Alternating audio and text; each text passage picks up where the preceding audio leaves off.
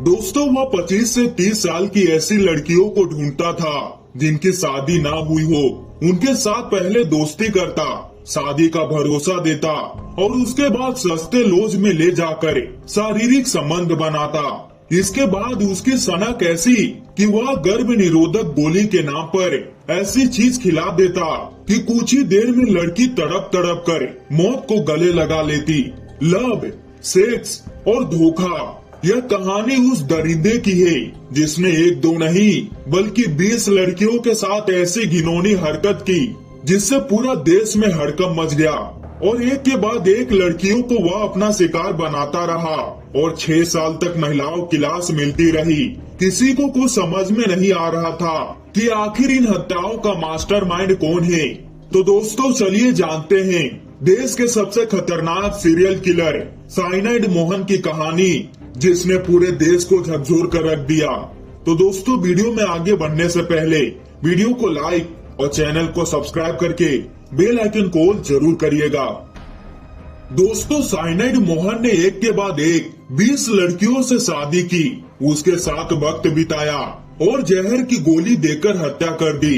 यह घटना कासरगोड की है जो साल 2009 में घटी। इसमें साइनाइड मोहन ने हॉस्टल में खाना पकाने वाली 20 साल की लड़की से जान पहचान की। धीरे धीरे बात शादी तक पहुंच गई। इसके बाद मोहन लड़की को लेकर बेंगलुरु चला गया।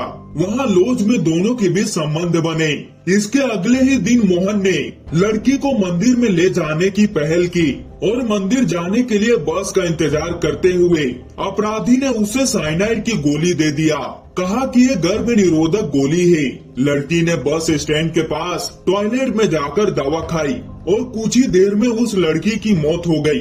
कर्नाटक में ये अकेला मामला नहीं था। साइनाइड मोहन पर कई महिलाओं के साथ दोस्ती कर उसे रेप और उसके बाद जहर देकर हत्या का दोषी साबित हो चुका था। इस सीरियल किलर का असली नाम आनंद कुलल है। वैसे महिलाओं की हत्या के अपने तरीके की वजह से उसे साइनाइड मोहन के नाम से ही जाना जाता है और मोहन नाम के इस शख्स का दरिंदगी भरा चेहरा सबसे पहले साल 2009 में सामने आया। तब मीरा नाम की लड़की अपने गांव से गायब हुई तो गांव वालों को लगा कि ये लव जिहाद जैसा कोई मामला होगा। दक्षिण कर्नाटक के वंटवाल गांव में इससे पहले भी हिंदू मुस्लिम शादियों जैसे मामले आए थे और गांव वालों ने गुस्से में आकर हंगामा कर दिया, यहां तक कि पुलिस स्टेशन का घेराव तक हो गया।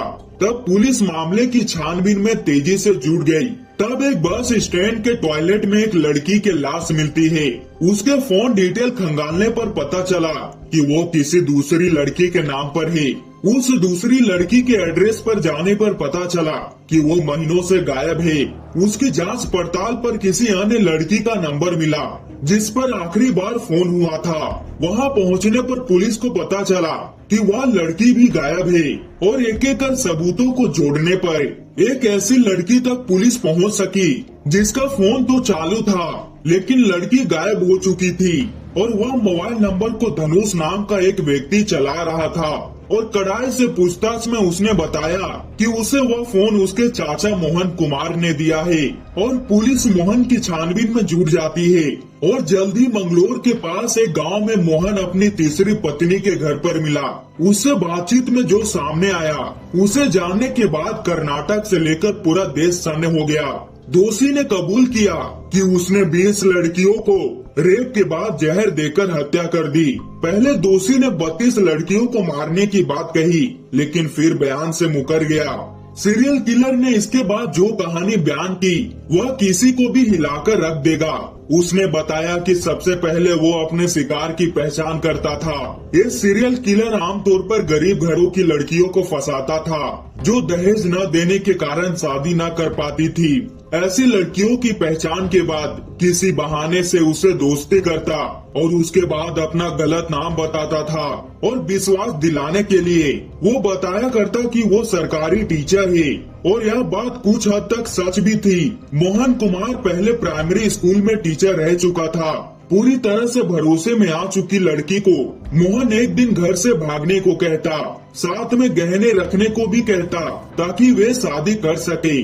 और दूसरे किसी शहर के सस्ते लॉज में लड़की के साथ संबंध बनाता और अगले दिन गर्भ निरोधक गोली के बहाने साइनाइड देकर मार देता था। साल 2003 से लेकर 2009 के बीच दक्षिण कर्नाटक के 6 शहरों में अलग अलग बस स्टैंड के पास टॉयलेट से 20 महिलाओं की लाश मिली। इनमें कई बात एक सामान्य थी, जैसे महिलाओं की उम्र 25 से लेकर 30 साल के बीच थी। सभी ने कीमती साड़ियां पहनी थी, लेकिन किसी के भी शरीर पर कोई गहना नहीं था। अलग अलग शहरों में मौत के कारण पुलिस को इनमें कोई ज्यादा सुराग नहीं मिला, लेकिन साल 2009 में लोगों के गुस्से के बाद हरकत में आई पुलिस ने छोटी छोटी सबूतों को जोड़ा और तब जाकर ये दरिंदा सामने आया। पुलिस को उसके घर से जहर, नकली पहचान पत्र, सरकारी स्कूल की सील, अलग अलग नामों के विजिटिंग कार्ड्स, सोने के गहने और कई सारे मोबाइल फोन मिले। साथ में एक डायरी भी मिला जिसमें उन सारे नाम थे जिन्हें वो शिकार बनाया था।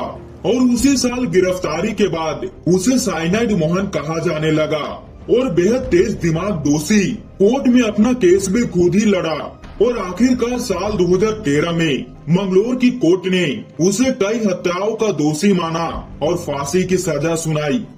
तो दोस्तों, ये थी साइनाइड मोहन की कहानी। इस पर आपकी क्या राय है, कमेंट करके जरूर बताइएगा। और दोस्तों, वीडियो को लाइक और चैनल को सब्सक्राइब करके बेल आइकन को ऑल जरूर करिएगा, ताकि हमारी ऐसे नॉलेजेबल वीडियो सबसे पहले आप तक पहुंच पाए।